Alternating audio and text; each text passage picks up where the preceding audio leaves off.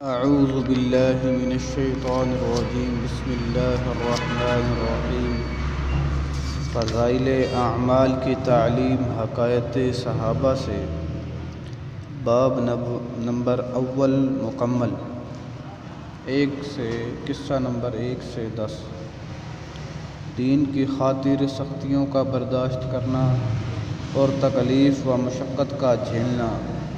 حضور اقدس صلی اللہ علیہ وسلم اور صحابہ اکرام رضی اللہ عنہ اجمعین نے دین کے پھیلانے میں جس قدر تکلیفیں اور مشقتیں برداشت کی ہیں، ان کا برداشت کرنا تو درکنار، ان کا ارادہ کرنا بھی ہم جیسے نالائقوں سے دشوار ہے۔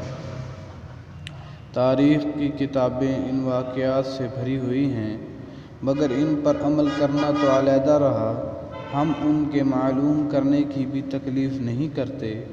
اس باب میں چند قصوں کو نمونہ کے طور پر ذکر کرنا ہے۔ ان میں سب سے پہلے خود حضور اکرم صلی اللہ علیہ وسلم کے ایک قصے سے ابتدا کرتا ہوں کہ حضور صلی اللہ علیہ وسلم کا ذکر برکت کا ذریعہ ہے۔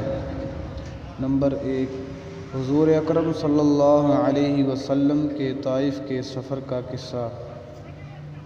نبوت مل جانے کے بعد 9 برس تک نبی اکرم صلی اللہ علیہ وسلم مکہ مکرمہ میں تبلیغ فرماتے رہے اور قوم کی ہدایت اور اصلاح کی کوشش فرماتے رہے، لیکن تھوڑی سی جماعت کے سوا جو مسلمان ہوئی تھی اور تھوڑے سے ایسے لوگوں کے علاوہ جو باوجود مسلمان نہ ہونے کے آپ کی مدد کرتے تھے، اکثر کفار مکہ آپ صلی اللہ علیہ وسلم کو اور آپ کے صحابہ کو ہر طرح سے تکلیفیں پہنچاتے تھے، مذاق اڑاتے اور جو ہو سکتا تھا اس سے درگزر نہ کرتے تھے۔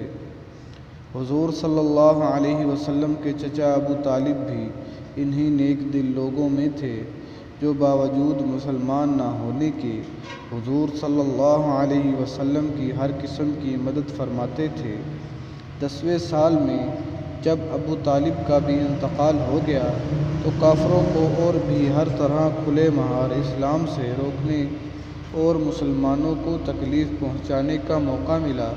حضور اقدس صلی اللہ علیہ وسلم اس خیال سے طائف تشریف لے گئے کہ وہاں قبیلہ ثقیف کی بڑی جماعت ہے، اگر وہ قبیلہ مسلمان ہو جائے تو مسلمانوں کو ان تکلیف سے نجات ملے اور دین کے پھیلنے کی بنیاد پڑ جائے۔ وہاں پہنچ کر قبیلے کے 3 سرداروں سے جو بڑے درجے کے سمجھے جاتے تھے گفتگو فرمائی اور اللہ کے دین کی طرف بلایا اور اللہ کے رسول کی یعنی اپنی مدد کی طرف متوجہ کیا، مگر ان لوگوں نے بجائے اس کے کہ دین کی بات کو قبول کرتے یا کم سے کم عرب کی مشہور مہمان نوازی کے لحاظ سے ایک نو وعدے مہمان کی خاطر مدارت کرتے، صاف جواب دے دیا اور نہایت بے رخی اور بد اخلاقی سے پیش آئے، ان لوگوں نے یہ بھی گوارا نہ کیا کہ آپ صلی اللہ علیہ وسلم یہاں قیام فرما لیں۔ جن لوگوں کو سردار سمجھ کر بات کی تھی کہ وہ شریف ہوں گے اور مذہبی گفتگو کریں گے، ان میں سے ایک شخص بولا کہ اوہ، آپ ہی کو اللہ نے نبی بنا کر بھیجا ہے۔ دوسرا بولا کہ اللہ کو تمہارے سوا کوئی ملتا ہی نہیں تھا جس کو رسول بنا کر بھیجتے۔ تیسرے نے کہا کہ میں تجھ سے بات کرنا نہیں چاہتا، اس لیے کہ اگر تو واقعی نبی ہے جیسا کہ دعویٰ ہے تو تیری بات سے انکار کر دینا مصیبت سے خالی نہیں، اور اگر جھوٹا ہے تو میں ایسے شخص سے بات کرنا نہیں چاہتا۔ اس کے بعد ان لوگوں سے نا امید ہو کر حضور اکرم صلی اللہ علیہ وسلم نے اور لوگوں سے بات کرنے کا ارادہ فرمایا۔ آپ صلی اللہ علیہ وسلم تو ہمت اور استقلال کے پہاڑ تھے، مگر کسی نے بھی قبول نہ کیا، بلکہ بجائے قبول کرنے کے حضور صلی اللہ علیہ وسلم سے کہا کہ ہمارے شہر سے فوراً نکل جاؤ، اور جہاں تمہاری چاہت کی جگہ ہو وہاں چلے جاؤ۔ حضور اکرم صلی اللہ علیہ وسلم جب ان سے بالکل مایوس ہو کر واپس ہونے لگے تو ان لوگوں نے شہر کے لڑکوں کو پیچھے لگا دیا کہ آپ صلی اللہ علیہ وسلم کا مذاق اڑائیں، تالیاں پیٹیں، پتھر ماریں، حتیٰ کہ آپ کے دونوں جوتے خون کے جاری ہونے سے رنگین ہو گئے۔ حضور اقدس صلی اللہ علیہ وسلم اس حالت میں واپس ہوئے جب راستے میں ایک جگہ ان شرارتیوں سے اطمینان ہوا تو حضور صلی اللہ علیہ وسلم نے یہ دعا مانگی: اے اللہ، تجھ ہی سے شکایت کرتا ہوں میں اپنی کمزوری اور بے کسی کی اور لوگوں میں ذلت اور رسوائی کی۔ اے ارحم الراحمین، تو ہی ضعفاء کا رب ہے اور تو ہی میرا پروردگار ہے۔ تو مجھے کس کے حوالے کرتا ہے؟ کسی اجنبی بیگانہ کے جو مجھے دیکھ کر شروع ہوتا ہے اور منہ چڑھاتا ہے، یا کہ کسی دشمن کے جس کو تو نے مجھ پر قابو دیا۔ اے اللہ، اگر تو مجھ سے ناراض نہیں ہے تو مجھے کسی کی بھی پرواہ نہیں ہے، تیری حفاظت مجھے کافی ہے۔ میں تیرے چہرے کے اس نور کے طفیل جس سے تمام اندھیریاں روشن ہوں گی، جس سے دنیا اور آخرت کے سارے کام درست ہو جاتے ہیں، اس بات سے پناہ مانگتا ہوں کہ مجھ پر تیرا غضب ہو یا مجھ سے ناراض ہو۔ تیری ناراضگی کا اس وقت تک دور کرنا ضروری ہے جب تک تو راضی نہ ہو۔ نہ تیرے سوا کوئی طاقت ہے نہ قوت۔ مالک الملک کی شان قہار کو اس پر جوش آنا ہی تھا کہ حضرت جبرائیل علیہ السلام نے آ کر سلام کیا اور عرض کیا کہ اللہ تعالیٰ نے آپ کی قوم کی وہ گفتگو جو آپ سے ہوئی سنی اور ان کے جوابات سنے، اور ایک فرشتے کو جس کے متعلق پہاڑوں کی خدمت ہے آپ کے پاس بھیجا ہے کہ آپ جو چاہیں اس کو حکم دیں۔ اس کے بعد اس فرشتے نے سلام کیا اور عرض کیا کہ جو ارشاد ہو میں اس کی تعمیل کروں۔ اگر ارشاد ہو تو دونوں جانب کے پہاڑوں کو ملا دوں جس سے یہ سب درمیان میں کچل جائیں، یا جو سزا آپ تجویز فرمائیں۔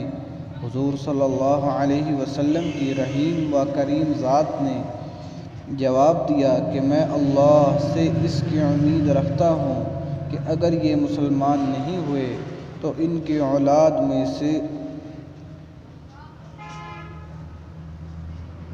ایسے لوگ پیدا ہوں جو اللہ کی پرستش کریں اور اس کی عبادت کریں۔ فائدہ یہ ہے اخلاق اس کریم ذات کے جس کے ہم نام لیوا ہیں کہ ہم ذرا سی تکلیف سے، کسی کی معمولی سی گالی دینے سے ایسے بھڑک جاتے ہیں کہ پھر عمر بھر اس کا بدلہ نہیں اترتا۔ ظلم پر ظلم اس پر کرتے رہتے ہیں اور دعویٰ کرتے ہیں اپنے محمدی ہونے کا، نبی کے پیرو بننے کا۔ نبی اکرم صلی اللہ علیہ وسلم اتنی سخت تکلیف اور مشقت اٹھانے کے باوجود نہ بددعا فرماتے ہیں نہ کوئی بدلہ لیتے ہیں۔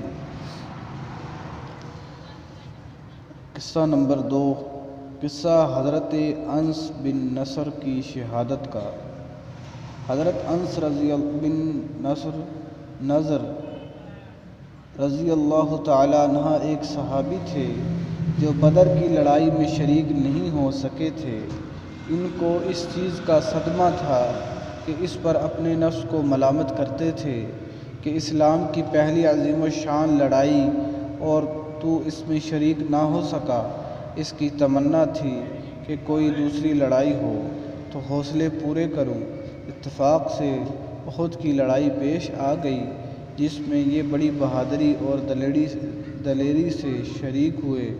احد کی لڑائی میں اول تو مسلمانوں کو فتح ہوئی، مگر آخر میں ایک غلطی کی وجہ سے مسلمانوں کو شکست ہوئی وہ غلطی یہ تھی کہ حضور اکرم صلی اللہ علیہ وسلم نے کچھ صحابیوں کو، کچھ آدمیوں کو ایک خاص جگہ مقرر فرمایا تھا کہ تم اتنے میں نہ کہوں اس جگہ سے نہ ہٹنا، کہ وہاں سے دشمن کے حملہ کرنے کا اندیشہ تھا۔ جب مسلمانوں کو شروع میں فتح ہوئی تو کافروں کو بھاگتا ہوا دیکھ کر یہ لوگ بھی اپنی جگہ سے یہ سمجھ کر ہٹ گئے کہ اب جنگ ختم ہو چکی، اس لیے بھاگتے ہوئے کافروں کا پیچھا کیا جائے اور غنیمت کا مال حاصل کیا جائے۔ اس جماعت کے سردار نے منع بھی کیا کہ حضور اکرم صلی اللہ علیہ وسلم کی ممانعت تھی کہ تم یہاں سے نہ ہٹو، مگر ان لوگوں نے یہ سمجھ کر کہ حضور صلی اللہ علیہ وسلم کا ارشاد صرف لڑائی کے وقت کے واسطے تھا، وہاں سے ہٹ کر میدان میں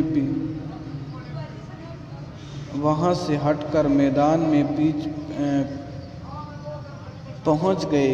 بھاگتے ہوئے کافروں نے اس جگہ کو خالی دیکھ کر اس طرف سے حملہ کر دیا۔ مسلمان بے فکر تھے، اس اچانک بے خبری کے حملے سے مغلوب ہو گئے اور دونوں طرف سے کافروں کے بیچ میں آ گئے، جس کی وجہ سے ادھر ادھر پریشان بھاگ رہے تھے۔ حضرت انس رضی اللہ تعالی عنہ نے دیکھا کہ سامنے سے ایک دوسرے صحابی حضرت سعد بن معاذ آ رہے ہیں۔ ان سے کہا کہ اے سعد کہاں جا رہے ہو؟ خدا کی قسم جنت کی خوشبو احد کے پہاڑ سے آ رہی ہے۔ یہ کہہ کر تلوار تو ہاتھ میں تھی ہی کافروں کے ہجوم میں گھس گئے اور اتنا شہید نہیں ہو گئے، واپس نہیں ہوئے۔ شہادت کے بعد ان کے بدن کو دیکھا گیا تو چھلنی ہو گیا تھا۔ 80 سے زیادہ زخم تیر اور تلوار کے بدن پر تھے۔ ان کی بہن نے انگلیوں کے پوروں سے ان کو پہچانا۔ فائدہ: جو لوگ اخلاص اور سچی طلب کے ساتھ اللہ کے کام میں لگ جاتے ہیں ان کو دنیا ہی میں جنت کا مزہ آنے لگتا ہے۔ یہ حضرت انس رضی اللہ تعالی عنہ زندگی ہی میں جنت کی خوشبو سونگھ رہے تھے۔ اگر اخلاص آدمی میں ہو جائے تو دنیا میں ہی جنت کا مزہ آنے لگتا ہے۔ میں نے معتبر شخص جو حضرت اقدس مولانا شاہ عبد الرحیم صاحب رائے پوری رحمۃ اللہ علیہ کے مخلص خادم ہیں، حضرت کا منقولہ سنا ہے کہ جنت کا مزہ آ رہا ہے۔ فضائل رمضان میں اس قصے کو لکھ چکا ہوں۔ قصہ نمبر 3، صلح حدیبیہ اور ابو جندل رضی اللہ تعالی عنہ اور ابو بصیر رضی اللہ تعالی عنہ کا قصہ۔ میں حضور اقدس صلی اللہ علیہ وسلم عمرے کے ارادے سے مکہ تشریف لے جا رہے تھے کہ کفار مکہ کو اس کی خبر ہوئی۔ وہ اس خبر کو اپنی ذلت سمجھے، اس لیے مزاحمت کی اور حدیبیہ میں آپ صلی اللہ علیہ وسلم کو رکنا پڑا۔ جاں نثار صحابہ رضی اللہ تعالی عنہ ساتھ تھے، جو حضور صلی اللہ علیہ وسلم پر جان قربان کرنا فخر سمجھتے تھے، لڑنے کو تیار ہو گئے، مگر حضور صلی اللہ علیہ وسلم نے مکہ والوں کی خاطر سے لڑنے کا ارادہ نہیں فرمایا اور صلح کی کوشش کی، اور باوجود صحابہ کی لڑائی پر مستعدی اور بہادری کے حضور اکرم صلی اللہ علیہ وسلم نے کفار کی اس قدر رعایت فرمائی کہ ان کی ہر شرط کو قبول فرما لیا۔ صحابہ رضی اللہ تعالی عنہ کو اس طرح دب کر صلح کرنا بہت ہی ناگوار تھا، مگر حضور صلی اللہ علیہ وسلم کے ارشاد کے سامنے کیا ہو سکتا تھا کہ جانثار تھے اور فرما بردار۔ اس لیے حضرت عمر رضی اللہ تعالی عنہ جیسے بہادر کو بھی دبنا پڑا۔ صلح میں جو شرطیں طے ہوئیں، ان شرطوں میں ایک یہ شرط بھی تھی کہ کافروں میں سے جو شخص اسلام لائے اور ہجرت کرے، مسلمان اس کو مکہ واپس کر دیں، اور مسلمانوں میں سے خدا نخواستہ اگر کوئی شخص مرتد ہو کر چلا آئے تو وہ واپس نہ کیا جائے۔ یہ صلح نامہ ابھی تک پورا لکھا بھی نہیں گیا تھا کہ حضرت ابو جندل رضی اللہ تعالی عنہ ایک صحابی تھے جو اسلام لانے کی وجہ سے طرح طرح کی تکلیفیں برداشت کر رہے تھے اور زنجیروں میں بندھے ہوئے تھے۔ اس حالت میں گرتے پڑتے مسلمانوں کے لشکر میں اس امید پر پہنچے کہ ان لوگوں کی حمایت میں جا کر اس مصیبت سے چھٹکارا پاؤں گا۔ ان کے باپ سہیل نے، جو اس صلح نامہ میں کفار کی طرف سے وکیل تھے اور اس وقت تک مسلمان نہیں ہوئے تھے، فتح مکہ میں مسلمان ہوئے۔ انہوں نے صاحبزادے کے تمانچہ مارا اور واپس لے جانے پر اصرار کیا۔ حضور صلی اللہ علیہ وسلم نے ارشاد فرمایا کہ ابھی صلح نامہ معتبر بھی نہیں ہوا، اس لیے ابھی پابندی کس بات کی، مگر انہوں نے اصرار کیا۔ پھر حضور صلی اللہ علیہ وسلم نے فرمایا کہ ایک آدمی مجھے مانگا ہی دے دو، مگر وہ لوگ ضد پر تھے، نہ مانا۔ ابو جندل رضی اللہ تعالیٰ عنہ نے مسلمانوں کو پکار کر فرمایا، فریاد بھی کی کہ میں مسلمان ہو کر آیا اور کتنی مصیبتیں اٹھا چکا، اب واپس کیا جا رہا ہوں۔ اس وقت مسلمانوں کے دلوں پر جو گزر رہی ہوگی اللہ ہی کو معلوم ہے، مگر حضور صلی اللہ علیہ وسلم کے ارشاد سے واپس ہوئے۔ حضور صلی اللہ علیہ وسلم نے تسلی فرمائی اور صبر کرنے کا حکم دیا اور فرمایا کہ عن قریب حق تعالی شانہ تمہارے لیے راستہ نکالیں گے۔ صلح نامہ کے مکمل ہو جانے کے بعد ایک دوسرے صحابی ابو بصیر رضی اللہ تعالی عنہ بھی مسلمان ہو کر مدینہ منورہ پہنچے۔ کفار نے ان کو واپس بلانے کے لیے 2 آدمی بھیجے۔ حضور اقدس صلی اللہ علیہ وسلم نے حسب وعدہ واپس فرما دیا۔ ابو بصیر رضی اللہ تعالی عنہ نے عرض بھی کیا کہ یا رسول اللہ صلی اللہ علیہ وسلم، میں مسلمان ہو کر آیا، آپ مجھے کفار کے پنجے میں پھر بھیجتے ہیں۔ آپ صلی اللہ علیہ وسلم نے ان سے بھی صبر کرنے کو ارشاد فرمایا اور فرمایا کہ انشاءاللہ عن قریب تمہارے واسطے راستہ کھلیں گے۔ یہ صحابی ان دونوں کافروں کے ساتھ واپس ہوئے۔ راستے میں ان میں سے ایک سے کہنے لگے کہ یار، تیری یہ تلوار تو بڑی ہی نفیس معلوم ہوتی ہے۔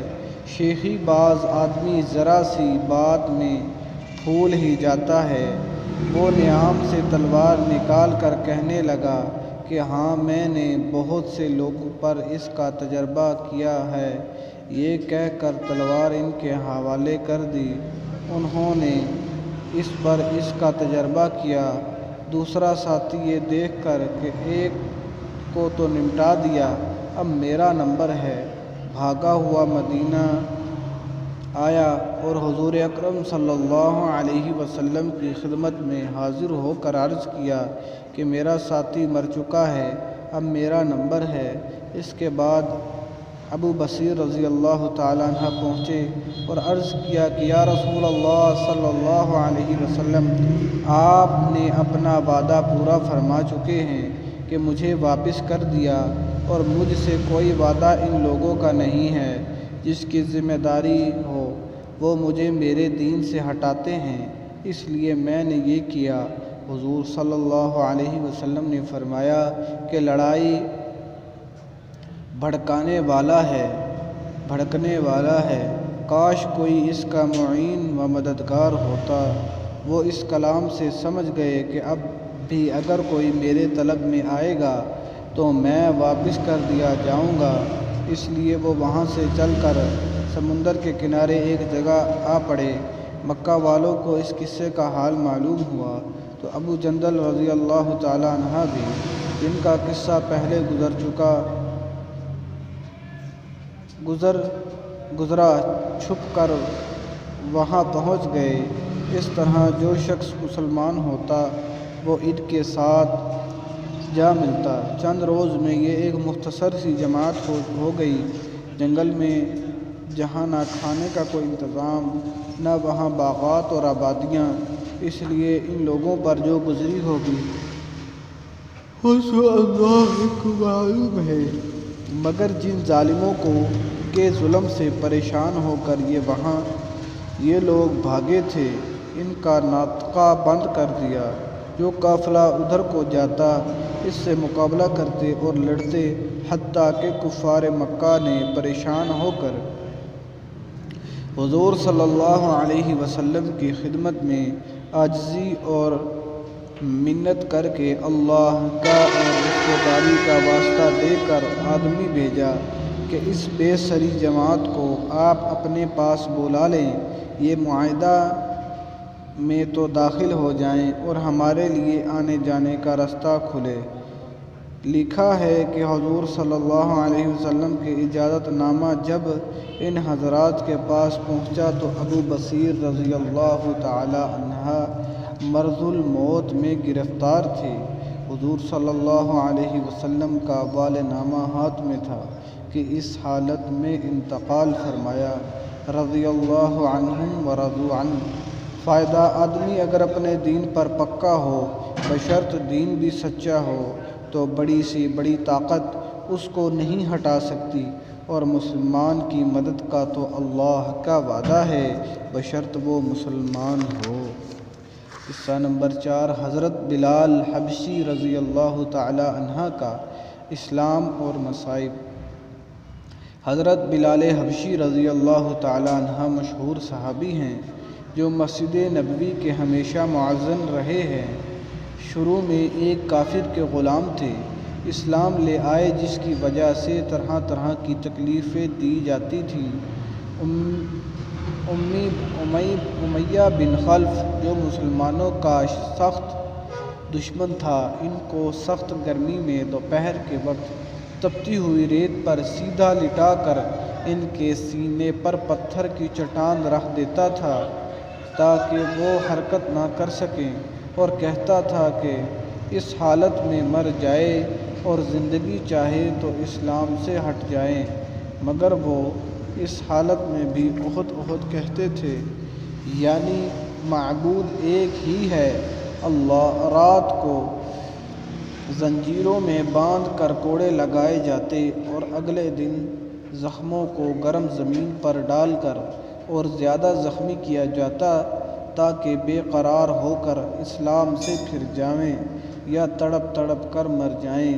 عذاب دینے والا اکتا جاتے، کبھی ابو جہل کا نمبر آتا، کبھی امیہ بن خلف کا، کبھی اوروں کا، اور ہر شخص اس کی کوشش کرتا کہ تکلیف دینے میں زور ختم کر دے۔ حضرت ابو بکر صدیق رضی اللہ تعالی عنہ نے اس حالت میں دیکھا تو ان کو خرید کر آزاد فرمایا۔ فائدہ: چونکہ عرب کے بت پرست اپنے بتوں کو بھی معبود کہتے تھے، اس لیے ان کے مقابلے میں اسلام کی تعلیم توحید کی تھی، جس کی وجہ سے حضرت بلال رضی اللہ تعالی عنہ کی زبان پر ایک ہی ایک کا ورد تھا۔ یہ تعلق اور عشق کی بات ہے کہ ہم جھوٹی محبتوں میں دیکھتے ہیں کہ جس سے محبت ہو جاتی ہے اس کا نام لینے میں لطف آتا ہے، بے فائدہ اس کو رٹا جاتا ہے، تو اللہ کی محبت کا کیا کہنا جو دین اور دنیا میں دونوں جگہ کام آنے والی ہے۔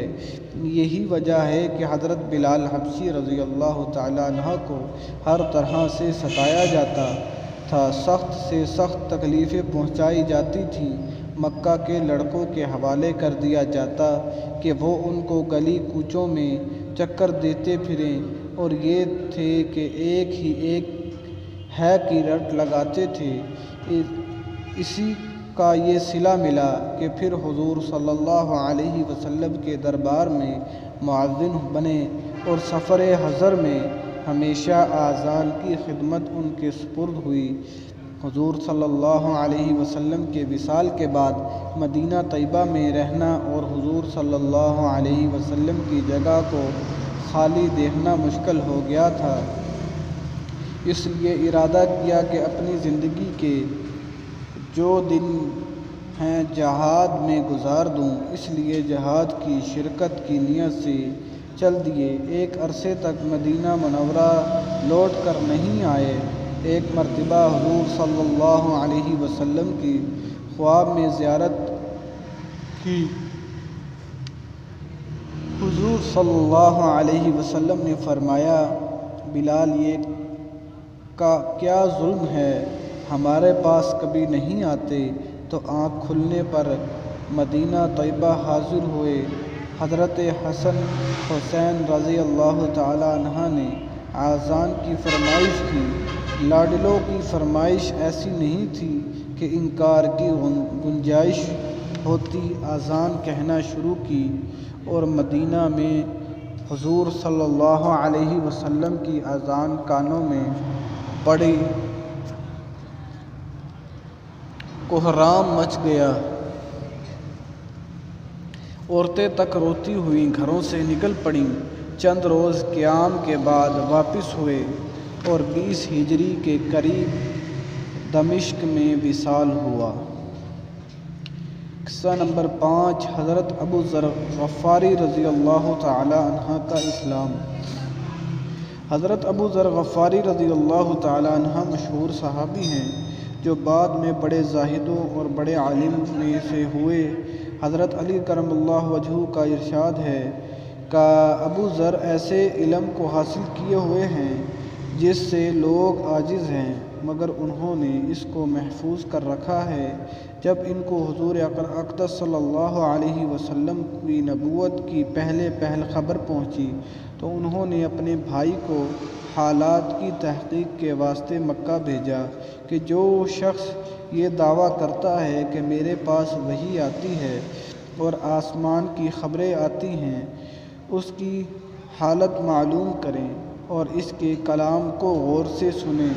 وہ مکہ مکرمہ آئے اور حالات معلوم کرنے کے بعد اپنے بھائی سے جا کر کہا کہ میں نے ان کو اچھی عادتوں اور عمدہ اخلاق کا حکم کرتے دیکھا اور ایک ایسا کلام سنا جو نہ شعر ہے نہ کاہنوں کا کلام ہے۔ ابو ذر رضی اللہ تعالی عنہ کی اس مجمل بات سے تفشیش نہ ہوئی تو خود سامان سفر کیا اور مکہ پہنچے اور سیدھے مسجد حرام میں پہنچ گئے۔ حضور صلی اللہ علیہ وسلم کو پہچانتے نہیں تھے اور کسی سے پوچھنا مصلحت کے خلاف سمجھا۔ شام تک اسی حالت میں رہے۔ شام کو حضرت علی کرم اللہ وجہہ نے دیکھا کہ ایک پردیسی مسافر ہے۔ مسافروں کی، غریبوں کی، پردیسیوں کی خبرگیری، ان کی ضرورتوں کا پورا کرنا ان حضرات کی گھٹی میں پڑا ہوا تھا، اس لیے ان کو اپنے گھر لے آئے، میزبانی فرمائی، لیکن ان کے پوچھنے کی کچھ ضرورت نہ سمجھی کہ کون ہو، کیوں آئے ہو۔ مسافر نے بھی کچھ ظاہر نہ کیا۔ صبح کو پھر مسجد میں آ گئے اور دن بھر اسی حالت میں گزارا۔ کچھ پتہ نہ چلا اور دریافت کسی سے کیا نہیں۔ غالباً اس کی وجہ یہ ہوگی کہ حضور صلی اللہ علیہ وسلم کے ساتھ دشمنی کے قصے بہت مشہور تھے۔ آپ صلی اللہ علیہ وسلم اور آپ کے ملنے والوں کو ہر طرح کی تکلیفیں دی جاتی تھیں۔ ان کو خیال ہوا کہ صحیح حالت معلوم نہیں ہوگا اور بدگمانی کی وجہ سے مفت کی تکلیف علیحدہ رہی۔ دوسرے دن شام کو بھی حضرت علی رضی اللہ تعالی عنہ کو خیال ہوا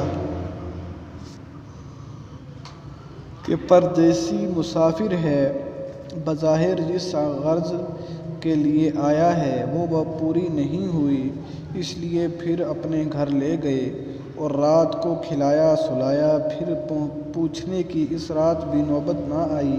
تیسری رات کو پھر یہی صورت ہوئی تو حضرت علی رضی اللہ تعالی عنہ نے دریافت کیا کہ تم کس کام آئے ہو، کیا غرض ہے؟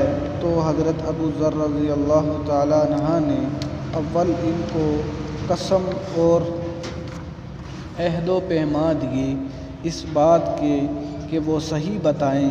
اس کے بعد اپنی غرض بتلائی۔ حضرت علی کرم اللہ وجہہ نے فرمایا کہ بے شک اللہ کے رسول ہیں اور صبح کو جب میں جاؤں تو تم میرے ساتھ چلنا، میں وہاں تک پہنچا دوں گا، لیکن مخالفت کا زور ہے، اس لیے راستے میں اگر مجھے کوئی شخص ایسا ملا جس سے میرے ساتھ چلنے کی وجہ سے تم پر کوئی اندیشہ ہو تو میں پیشاب کرنے لگوں گا یا اپنا جوتا درست کرنے لگوں گا، تم سیدھا چلے چلنا، میرے ساتھ ٹھہرنا نہیں، جس کی وجہ سے تمہارا میرا ساتھ ہونا معلوم ہو۔ چنانچہ صبح کو حضرت علی کرم اللہ وجہہ کے پیچھے پیچھے حضور صلی اللہ علیہ وسلم کی خدمت میں پہنچے۔ وہاں جا کر بات چیت ہوئی، اس وقت مسلمان ہو گئے۔ حضور اقدس صلی اللہ علیہ وسلم نے ان کی تکلیف کے خیال سے فرمایا کہ اپنے اسلام کو ابھی ظاہر نہ کرنا، چپکے سے اپنی قوم میں چلے جاؤ، جب ہمارا غلبہ ہو جائے اس وقت چلے آنا۔ انہوں نے عرض کیا، یا رسول اللہ صلی اللہ علیہ وسلم، اس ذات کی قسم جس کے قبضے میں میری جان ہے کہ اس کلمہ توحید کو ان بے ایمانوں کے بیچ میں چلا کر پڑھوں گا۔ چنانچہ اس وقت مسجد حرام میں تشریف لے گئے اور بلند آواز سے اشہد ان لا الہ الا اللہ واشہد ان محمدًا عبدہ ورسولہ پڑھا۔ پھر کیا تھا، چاروں طرف سے لوگ اٹھے اور اس قدر مارا کہ زخمی کر دیا، مرنے کے قریب ہو گئے۔ حضور صلی اللہ علیہ وسلم کے چچا حضرت عباس رضی اللہ تعالی عنہ جو اس وقت تک مسلمان بھی نہیں ہوئے تھے، ان کے اوپر بچانے کے لیے لیٹ گئے اور لوگوں سے کہا کہ کیا ظلم کرتے ہو، یہ شخص قبیلہ غفار کا ہے اور یہ قبیلہ ملک شام کے راستے میں پڑتا ہے، تمہاری تجارت وغیرہ سب ملک شام کے ساتھ ہے، اگر یہ مر گیا تو شام کا جانا آنا بند ہو جائے گا۔ اس پر ان لوگوں کو بھی خیال ہوا کہ ملک شام سے ضرورتیں پوری ہوتی ہیں، وہاں کا راستہ بند ہو جانا مصیبت ہے، اس لیے ان کو چھوڑ دیا۔ دوسرے دن بھی اسی طرح انہوں نے جا کر بآواز بلند کلمہ پڑھا اور لوگ اس کلمے کے سننے کی تاب نہ لا سکتے تھے، اس لیے ان پر ٹوٹ پڑے۔ دوسرے دن بھی حضرت عباس رضی اللہ تعالی عنہ نے اس طرح ان کو سمجھا کر ہٹایا کہ تمہاری تجارت کا راستہ بند ہو جائے گا۔ فائدہ، حضور صلی اللہ علیہ وسلم کے ارشاد کے باوجود اپنے اسلام کو چھپاؤ، ان کا یہ فعل حق اظہار کا ولولہ اور غلبہ تھا کہ جب یہ دین حق ہے تو کسی کے باپ کا کیا جا رہا ہے جس سے ڈر کر چھپایا جائے، اور حضور صلی اللہ علیہ وسلم کا منع فرمانا شفقت کی وجہ سے تھا۔ ممکن ہے کہ تکلیف کا تحمل نہ ہو، ورنہ حضور صلی اللہ علیہ وسلم کا حکم کے خلاف صحابہ کی یہ مجال ہی نہ تھی۔ چنانچہ اس کا کچھ نمونہ مستقل باب میں آ رہا ہے۔ چونکہ حضور اقدس صلی اللہ علیہ وسلم خود ہی دین کے پھیلانے میں ہر قسم کی تکلیفیں برداشت فرما رہے تھے، اس لیے حضرت ابو ذر رضی اللہ تعالیٰ عنہ نے سہولت پر عمل کے بجائے حضور صلی اللہ علیہ وسلم کی اتباع کو ترجیح دی۔ یہی ایک چیز تھی کہ جس کی وجہ سے ہر قسم کی ترقی دینی و دنیاوی صحابہ اکرام رضی اللہ تعالیٰ عنہ اجمعین کے قدم چوم رہی تھی، اور ہر میدان ان کے قبضے میں تھا کہ جو شخص بھی ایک مرتبہ کلمہ شہادت پڑھ کر اسلام کے جھنڈے کے نیچے آ جاتا تھا، بڑی سے بڑی قوت بھی اس کو روک نہ سکتی تھی، اور نہ بڑے سے بڑا ظلم اس کو دین کی اشاعت سے ہٹا سکتا تھا۔ قصہ نمبر 6 حضرت خباب بن الارت کی تکلیف۔ حضرت خباب بن الارت بھی انہی مبارک ہستیوں میں سے ہیں جنہوں نے اس امتحان کے لیے اپنے آپ کو پیش کیا تھا اور اللہ کے راستے میں سخت سے سخت تکلیفیں برداشت کیں۔ شروع میں 5 آدمیوں کے بعد مسلمان ہو گئے تھے، اس لیے بہت زمانے تک تکلیفیں اٹھائیں۔ لوہے کی زرہ پہنا کر ان کو دھوپ میں ڈال دیا جاتا، جس سے گرمی اور تپش کی وجہ سے پسینوں پر پسینے بہتے رہتے۔ اکثر اوقات بالکل سیدھا گرم ریت پر لٹا دیا جاتا، جس کی وجہ سے کمر کا گوشت تک گل کر گر گیا تھا۔ یہ ایک عورت کے غلام تھے۔ اس کو خبر پہنچی کہ حضور اقدس صلی اللہ علیہ وسلم سے ملتے ہیں، تو اس کی سزا میں لوہے کو گرم کر کے ان کے سر کو داغ دیتی تھی۔ حضرت عمر رضی اللہ تعالیٰ عنہ نے ایک مرتبہ عرصے کے بعد اپنے زمانہ خلافت میں حضرت خباب رضی اللہ تعالیٰ عنہ سے اس تکلیف کی تفصیل پوچھی جو ان کو پہنچائی گئی۔ انہوں نے عرض کیا کہ میری کمر دیکھیں۔ حضرت عمر رضی اللہ تعالیٰ عنہ نے کمر دیکھ کر فرمایا کہ ایسی کمر تو کسی کی دیکھی ہی نہیں۔ انہوں نے عرض کیا کہ مجھے آگ کے انگاروں پر ڈال کر گھسیٹا گیا، میری کمر کی چربی اور خون سے وہ آگ بجھی۔ ان حالات کے باوجود جب اسلام کو ترقی ہوئی اور فتوحات کا دروازہ کھلا تو اس پر رویا کرتے تھے کہ خدا نخواستہ ہماری تکلیفوں کا بدلہ کہیں دنیا ہی میں تو نہیں مل گیا۔ حضرت خباب رضی اللہ تعالیٰ عنہ کہتے ہیں کہ ایک مرتبہ حضور اقدس صلی اللہ علیہ وسلم نے خلاف عادت بہت ہی لمبی نماز پڑھی۔ صحابہ رضی اللہ تعالیٰ عنہ نے اس کے متعلق عرض کیا تو حضور صلی اللہ علیہ وسلم نے ارشاد فرمایا کہ یہ رعب اور ڈر کی نماز تھی، میں نے اس میں اللہ تعالیٰ سے 3 دعائیں کی تھیں، 2 ان میں سے قبول ہوئیں اور ایک کو انکار فرما دیا۔ میں نے یہ دعا کی کہ میری ساری امت قحط سے ہلاک نہ ہو جائے، یہ قبول ہو گئی۔ دوسری یہ دعا کی کہ ان پر کوئی ایسا دشمن مسلط نہ ہو جو ان کو بالکل ہی مٹا دے، یہ بھی قبول ہو گئی۔ تیسری یہ دعا کی کہ ان میں آپس میں لڑائی جھگڑے نہ ہوں، یہ دعا منظور نہیں ہوئی۔ حضرت خباب رضی اللہ تعالیٰ عنہ کا انتقال 37 ہجری میں ہوا اور کوفہ میں سب سے پہلے صحابی یہی دفن ہوئے۔ ان کے انتقال کے بعد حضرت علی کرم اللہ وجہہ کا گزر ان کی قبر پر ہوا تو ارشاد فرمایا کہ خباب رضی اللہ تعالیٰ عنہ پر اللہ رحم فرمائے، اپنی رغبت سے مسلمان ہوا اور خوشی سے ہجرت کی اور جہاد میں زندگی گزار دی اور مصیبتیں برداشت کی۔ مبارک ہے وہ شخص جو قیامت کو یاد رکھے اور حساب کتاب کی تیاری کرے اور گزارے کے قابل مال پر قناعت کرے اور اپنے مولا کو راضی کر لے۔ حقیقت میں مولا کو راضی کر دینا انہی لوگوں کا حصہ تھا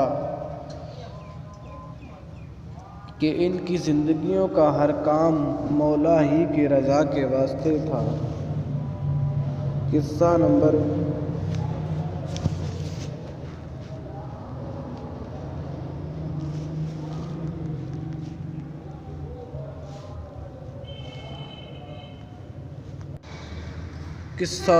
7 حضرت عمار رضی اللہ تعالی عنہ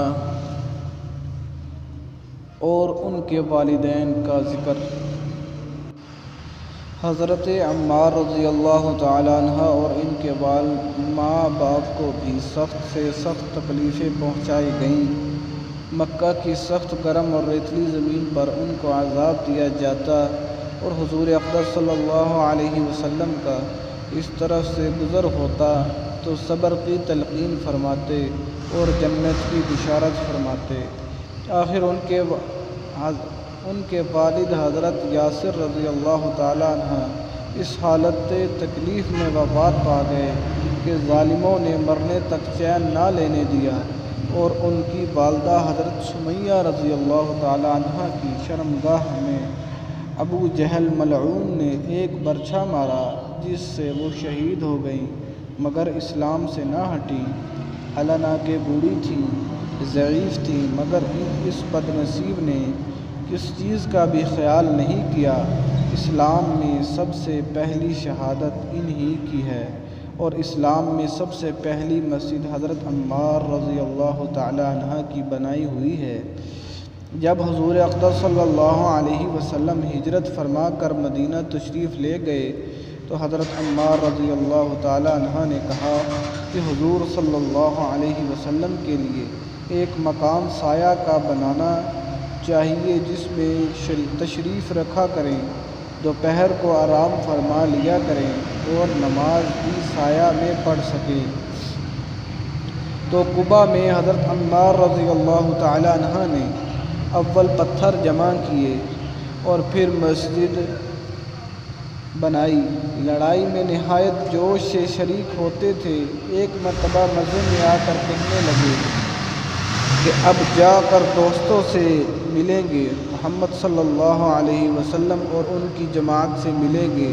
اتنے میں پیاس لگی اور پانی کسی سے مانگا، اس نے دودھ سامنے کیا، اس کو پیا اور پی کر کہنے لگے کہ میں نے حضور صلی اللہ علیہ وسلم سے سنا کہ دنیا میں سب سے آخری چیز دودھ پیوں گا، اس کے بعد شہید ہو گئے۔ اس وقت 94 برس کی عمر تھی، بعض نے 1 سال کم بتلائی ہے۔ قصہ نمبر 8 حضرت صہیب کا اسلام۔ حضرت صہیب رضی اللہ تعالی عنہ بھی حضرت عمار رضی اللہ تعالی عنہ کے ساتھ مسلمان ہوئے۔ نبی اکرم صلی اللہ علیہ وسلم حضرت ارقمہ رضی اللہ تعالی عنہ صحابی کے مکان پر تشریف فرما تھے کہ دونوں حضرات علیحدہ علیحدہ حاضر خدمت ہوئے اور مکان کے دروازے پر دونوں اتفاقیاً اکٹھے ہو گئے۔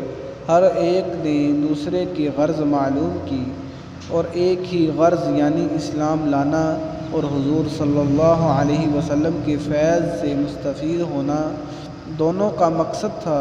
اسلام لائے اور اسلام لانے کے بعد جو اس زمانے میں اس قلیل اور کمزور جماعت کو پیش آتا تھا وہ پیش آیا۔ ہر طرح سے ستائے گئے، تکلیفیں پہنچائی گئیں۔ آخر تنگ آ کر ہجرت کا ارادہ فرمایا تو کافروں کو یہ چیز بھی گوارا نہ تھی کہ یہ لوگ کسی دوسری ہی جگہ جا کر آرام سے زندگی بسر کر لیں، اس لیے جس کسی کی ہجرت کا حال معلوم ہوتا تھا اس کو پکڑنے کی کوشش کرتے تھے کہ تکلیف سے نجات نہ پا سکیں۔ چنانچہ ان کا بھی پیچھا کیا گیا اور ایک جماعت ان کو پکڑنے کے لیے گئی۔ انہوں نے اپنا ترکش سنبھالا جس میں تیر تھے اور ان لوگوں سے کہا کہ دیکھو تمہیں معلوم ہے کہ میں تم سب سے زیادہ تیر انداز ہوں، اتنے ایک بھی تیر میرے پاس باقی رہے گا تم لوگ مجھ تک نہیں پہنچ سکو گے، اور جب ایک بھی تیر نہ رہے گا تو میں اپنی تلوار سے مقابلہ کروں گا، یہاں تک کہ تلوار بھی میرے ہاتھ میں نہ رہی۔ اس کے بعد جو تم سے ہو سکے کرنا، اس لیے اگر تم چاہو تو اپنی جان کے بدلے میں اپنے مال کا پتہ بتلا سکتا ہوں جو مکہ میں ہے، اور 2 باندیاں بھی ہیں، وہ سب تم لے لو۔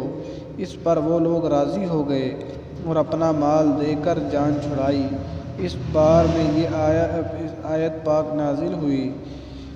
ترجمہ: بعض لوگ ایسے ہیں جو اللہ کی رضا کے واسطے اپنی جان کو خرید لیتے ہیں، اور اللہ تعالیٰ بندوں پر مہربان ہے۔ حضور اقدس صلی اللہ علیہ وسلم اس وقت قباء میں تشریف فرما تھے۔ صورت دیکھ کر ارشاد فرمایا کہ نفع کی تجارت کی۔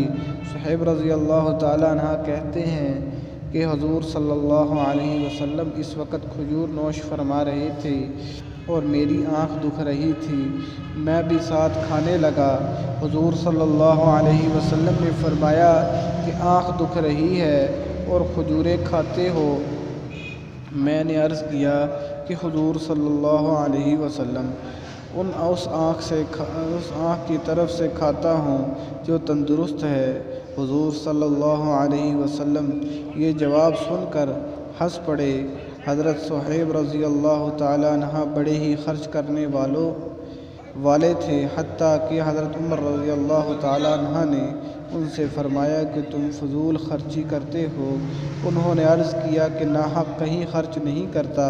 حضرت عمر رضی اللہ تعالیٰ عنہ جب وصال ہونے لگا تو انہی کو جنازہ پڑھانے کی وصیت فرمائی تھی۔ قصہ نمبر 9۔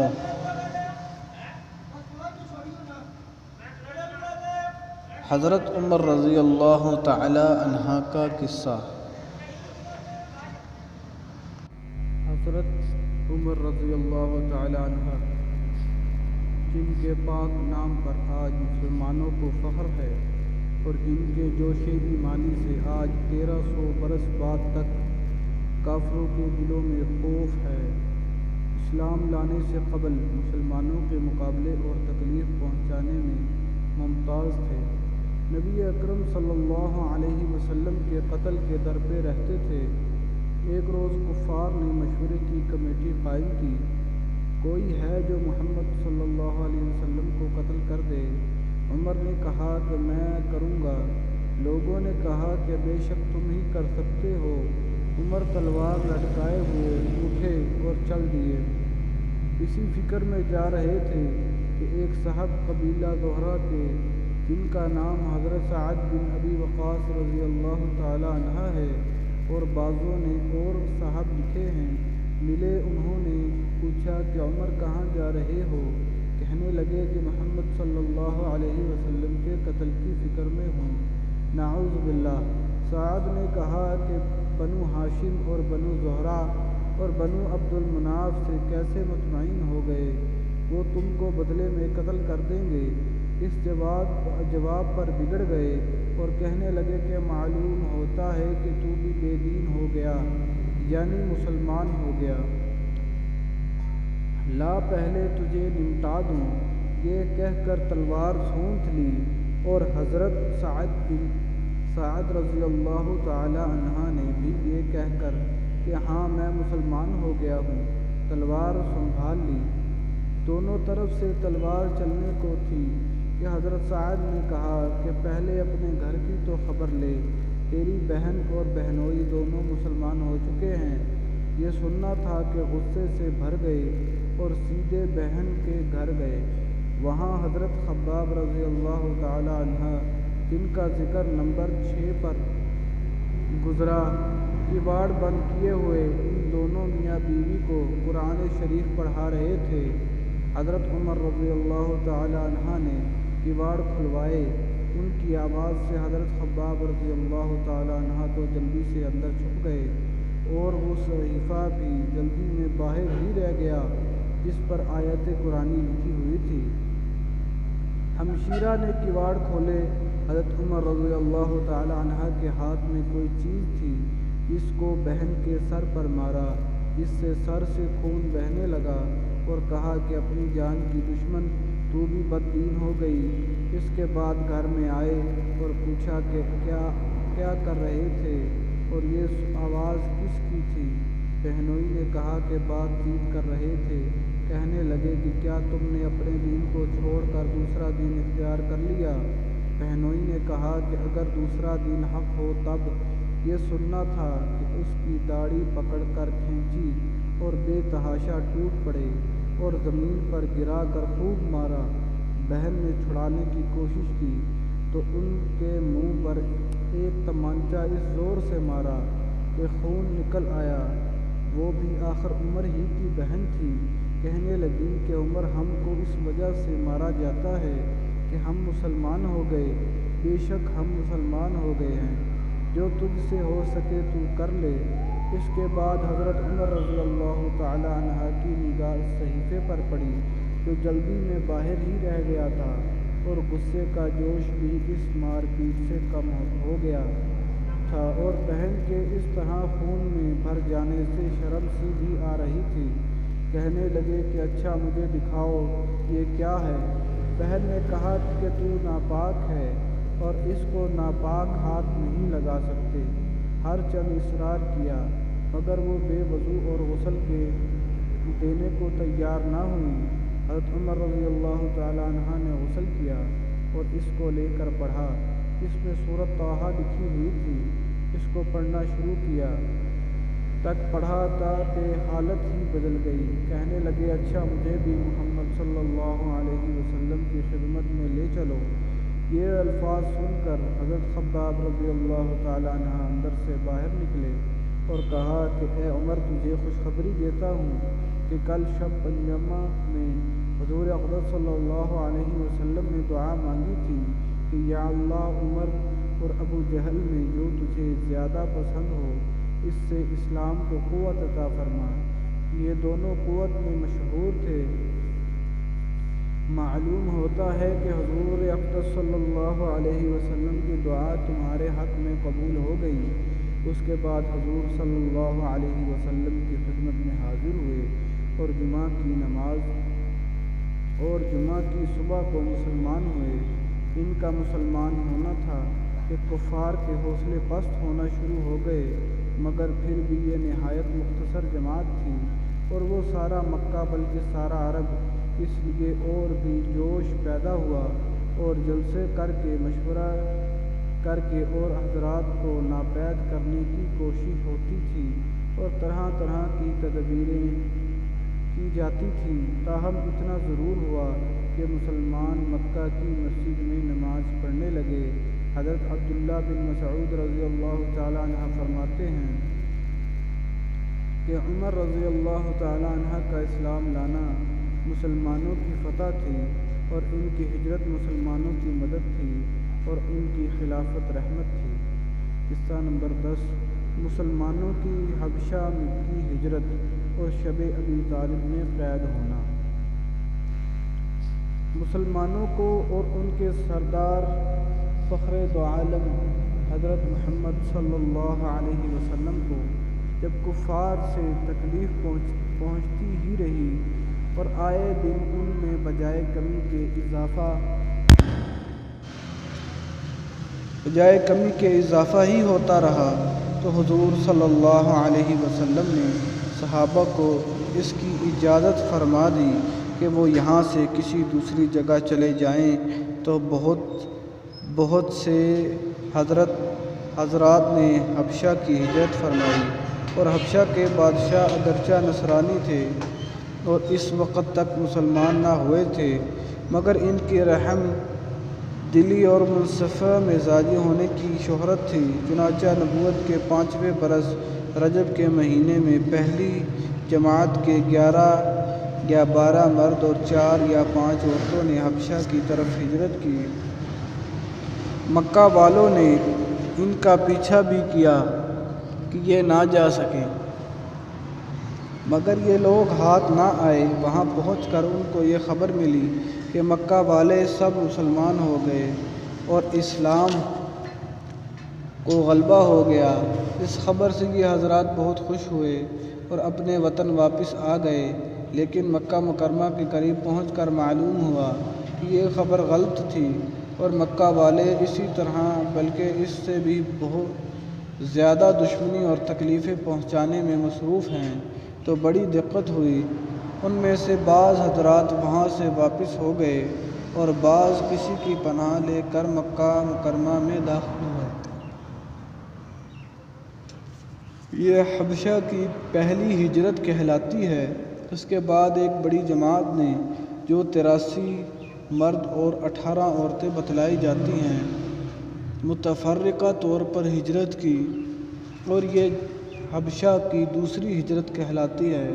بعض صحابہ نے دونوں ہجرتیں کی اور بعض نے ایک۔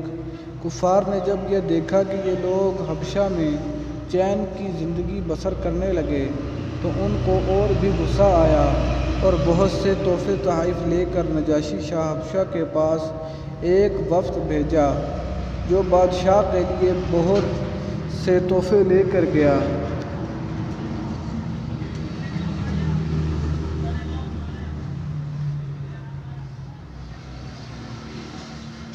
اور اس کے خواص اور پادریوں کے لیے بھی بہت سے ہدیے لے کر گیا۔ جا کر اول حکماء اور پادریوں سے ملا اور ہدیہ دے کر ان سے بادشاہ کے یہاں اپنی سفارش کا وعدہ لیا، اور پھر بادشاہ کی خدمت میں یہ وفد حاضر ہوا۔ اول بادشاہ کو سجدہ کیا اور پھر تحفے پیش کر کے اپنی درخواست پیش کی، اور رشوت خور حکام نے تائید کی۔ انہوں نے کہا کہ اے بادشاہ، ہماری قوم کے چند بے وقوف لڑکے اپنی قدیمی دین کو چھوڑ کر ایک نئے دین میں داخل ہو گئے جس کو نہ ہم جانتے ہیں نہ آپ جانتے ہیں، اور آپ کے ملک میں آ کر رہنے لگے۔ ہم کو شرفائے مکہ نے اور ان لوگوں کے باپ چچا اور رشتہ داروں نے بھیجا ہے کہ ان کو واپس لائیں، آپ ان کو ہمارے سپرد کر دیں۔ بادشاہ نے کہا کہ جن لوگوں نے میری پناہ پکڑی ہے بغیر تحقیق ان کو حوالے نہیں کر سکتا۔ اول ان سے بلا کر تحقیق کر لوں، اگر یہ صحیح ہوئے تو حوالے کر دوں گا۔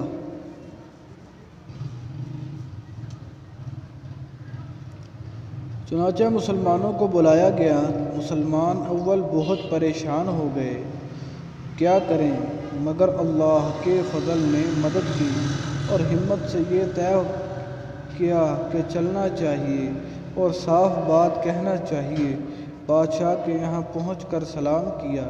کسی نے اعتراض کیا کہ تم نے بادشاہ کو ادب شاہی مواقف سجدہ نہیں کیا۔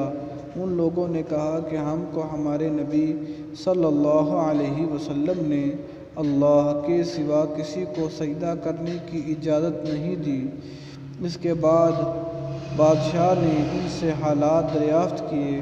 حضرت جعفر رضی اللہ تعالیٰ عنہ آگے بڑھے اور فرمایا کہ ہم لوگ جہالت میں پڑے ہوئے تھے، نہ اللہ کو جانتے تھے نہ اس کے رسولوں سے واقف تھے، پتھروں کو پوجتے تھے، مردار کھاتے تھے، برے کام کرتے تھے، رشتے ناتوں کو توڑتے تھے، ہم میں کا کوئی ضعیف کو ہلاک کر دیتا تھا۔ ہم اسی حالت میں تھے کہ اللہ نے اپنا ایک رسول بھیجا جس کے نسب کو، اس کی سچائی کو، اس کی امانت داری کو، پرہیزگاری کو ہم خوب جانتے ہیں۔ اس نے ہم کو ایک اللہ وحدہ لا شریک لہ کی عبادت کی طرف بلایا اور پتھروں اور بتوں کے پوجنے سے منع فرمایا۔ اس نے ہم کو اچھے کام کرنے کا حکم دیا، برے کاموں سے منع کیا۔ اس نے ہم کو سچ بولنے کا حکم دیا، امانت داری کا حکم دیا، صلہ رحمی کا حکم کیا، پڑوسی کے ساتھ اچھا برتاؤ کرنے کا حکم دیا، نماز روزہ صدقہ خیرات کا حکم دیا اور اچھے اخلاق تعلیم کیے۔ زناکاری، بدکاری، جھوٹ بولنا، یتیموں کا مال کھانا، کسی پر تہمت لگانا اور اس قسم کے برے اعمال سے منع فرمایا۔ ہم کو قرآن پاک کی تعلیم دی، ہم اس پر ایمان لائے اور اس کے فرمان کی تکمیل کی، جس پر ہماری قوم ہماری دشمن ہو گئی اور ہم کو ہر طرح سے ستایا۔ ہم لوگ مجبور ہو کر تمہاری پناہ میں اپنے نبی صلی اللہ علیہ وسلم کے ارشاد سے آئے ہیں۔ بادشاہ نے کہا کہ جو قرآن تمہارے نبی لے کر آئے ہیں وہ کچھ مجھے سناؤ۔ حضرت جعفر رضی اللہ تعالیٰ عنہ نے سورۃ مریم کی اول کی آیتیں پڑھیں، جس کو سن کر بادشاہ بھی رویا اور اس کے پادری بھی جو کثرت سے موجود تھے، سب کے سب اس قدر روئے کہ داڑھیاں تر ہو گئیں۔ اس کے بعد بادشاہ نے کہا کہ خدا کی قسم یہ کلام اور جو کلام حضرت موسیٰ علیہ السلام لے کر آئے تھے ایک ہی نور سے نکلے ہیں، اور ان لوگوں سے صاف انکار کر دیا کہ میں ان کو تمہارے حوالے نہیں کر سکتا۔ وہ لوگ بڑے پریشان ہوئے کہ بڑی ذلت اٹھانا پڑی۔ آپس میں صلح کر کے ایک شخص نے کہا کہ کل میں ایسی تدبیر کروں گا کہ بادشاہ ان کی جڑ ہی کاٹ دے۔ ساتھیوں نے کہا بھی کہ ایسا نہیں چاہیے، یہ لوگ اگرچہ مسلمان ہو گئے مگر پھر بھی رشتہ دار ہیں، مگر اس نے نہ مانا۔ دوسرے دن پھر بادشاہ کے پاس گئی اور جا کر کہا کہ یہ لوگ حضرت عیسیٰ علیہ السلام کی شان میں گستاخی کرتے ہیں، ان کو اللہ کا بیٹا نہیں مانتے۔ بادشاہ نے پھر مسلمانوں کو بلایا۔ صحابہ رضی اللہ تعالیٰ عنہ اجمعین فرماتے ہیں کہ دوسرے دن کے بلانے سے ہمیں اور بھی زیادہ پریشانی ہوئی۔ بہرحال گئے۔ بادشاہ نے پوچھا کہ تم حضرت عیسیٰ علیہ السلام کے بارے میں کیا کہتے ہو؟ انہوں نے کہا کہ وہی کہتے ہیں جو ہمارے نبی پر ان کی شان میں نازل ہوا کہ وہ اللہ کے بندے ہیں، اس کے رسول ہیں، اس کی روح ہیں اور اس کے کلمہ ہیں، جس کو خداوند کنواری اور پاک مریم علیہ السلام کی طرف ڈالا۔ نجاشی نے کہا کہ حضرت عیسیٰ علیہ السلام بھی اس کے سوا کچھ نہیں فرماتے۔ پادری لوگ آپس میں کچھ چخ کرنے لگے۔ نجاشی نے کہا کہ تم جو چاہو کہو۔ اس کے بعد نجاشی نے ان کے تحفے واپس کر دیے اور مسلمانوں سے کہا کہ تم امن سے ہو، جو تمہیں ستائے اس کو تاوان دینا پڑے گا، اور اس کا اعلان بھی کرا دیا کہ جو شخص ان کو ستائے گا اس کو تاوان دینا ہوگا۔ اس کی وجہ سے وہاں کے مسلمانوں کا اکرام اور بھی زیادہ ہونے لگا اور اس وفد کو ذلت سے واپس آنا پڑا۔ تو پھر کفار مکہ کا جتنا بھی غصہ جوش کرتا ظاہر ہے، اس کے ساتھ ہی حضرت عمر رضی اللہ تعالیٰ عنہ کے اسلام لانے سے ان کو اور بھی جلا رکھا تھا، اور ہر وقت اس فکر میں رہتے تھے کہ لوگوں کا ان سے ملنا جلنا بند ہو جائے اور اسلام کا چراغ کسی طرح بجھے۔ اس لیے سرداران مکہ کی ایک بڑی جماعت نے آپس میں مشورہ کیا کہ اب کھلم کھلا محمد صلی اللہ علیہ وسلم کو قتل کر دیا جائے۔ لیکن قتل کر دینا بھی آسان کام نہ تھا، اس لیے کہ بنو ہاشم بھی بڑے جتھے اور اونچے طبقہ کے لوگ شمار ہوتے تھے۔ وہ اگرچہ اکثر مسلمان نہیں ہوئے تھے، لیکن جو مسلمان نہیں تھے وہ بھی حضور صلی اللہ علیہ وسلم کے قتل ہو جانے پر آمادہ نہیں تھے۔ اس لیے ان سب کفار نے مل کر ایک معاہدہ کیا کہ سارے بنو ہاشم اور بنو مطلب کا بائیکاٹ کیا جائے، نہ ان کو کوئی شخص اپنے پاس بیٹھنے دے، نہ ان سے کوئی خرید و فروخت کرے، نہ بات چیت کرے، نہ ان کے گھر جائے، نہ ان کو اپنے گھر میں آنے دے، اور اس وقت تک صلح نہ کی جائے جب تک کہ وہ محمد صلی اللہ علیہ وسلم کو قتل کے لیے حوالے نہ کر دے۔ یہ معاہدہ زبانی ہی گفتگو پر ختم نہیں ہوا، بلکہ یکم محرم 790 کو ایک معاہدہ تحریر لکھ کر بیت اللہ میں لٹکایا گیا تاکہ ہر شخص اس کا احترام کرے اور اس کو پورا کرنے کی کوشش کرے، اور اس معاہدے کی وجہ سے 3 برس تک یہ سب حضرات 2 پہاڑوں کے درمیان ایک گھاٹی میں نظر بند رہے کہ نہ کوئی ان سے مل سکتا تھا، نہ یہ کسی سے مل سکتے تھے۔ نہ مکہ کے کسی آدمی سے کوئی چیز خرید سکتے تھے، نہ باہر سے آنے والے کسی تاجر سے مل سکتے تھے۔ اگر کوئی شخص باہر نکلتا تو پٹایا جاتا اور کسی ضرورت کا اظہار کرتا تو صاف جواب پاتا۔ معمولی سا سامان غلہ وغیرہ جو ان حضرات کے پاس تھا وہ کہاں تک کام دیتا۔ آخر فاقوں پر فاقے گزرنے لگے، عورتیں اور بچے بھوک سے بے تاب ہو کر رونے اور چلاتے۔ ان کے اعضاء کو اپنے بھوک اور تکلیف سے زیادہ ان بچوں کی تکلیف ستاتی۔ آخر 3 برس کے بعد اللہ کے فضل سے وہ صحیفہ دیمک کی نظر ہوا اور ان حضرات کی یہ مصیبت دور ہوئی۔ 3 برس کا زمانہ ایسے سخت بائیکاٹ اور نظر بندی میں گزرا، اور ایسی حالت میں ان حضرات پر کیا کیا مشقتیں گزری ہوں گی وہ ظاہر ہے، لیکن اس کے باوجود صحابہ کرام رضی اللہ تعالیٰ عنہم اجمعین نہایت ثابت قدمی کے ساتھ اپنے دین پر جمے رہے، بلکہ اس کی اشاعت فرماتے رہے۔ فائدہ یہ تکلیف اور مشقت ان لوگوں نے اٹھائی ہے جن کے آج ہم نام لیوا ہیں کہلاتے ہیں، اور اپنے کو ان کا متبع بتاتے ہیں، اور سمجھتے ہیں کہ ہم لوگ ترقی کے باب میں صحابہ کرام رضی اللہ تعالیٰ عنہم اجمعین نے قربانیاں کتنی فرمائی، اور ہم نے دین کی خاطر، اسلام کی خاطر، مذہب کی خاطر کیا کیا۔ کامیابی ہمیشہ کوشش اور سعی کے مناسب ہوتی ہے۔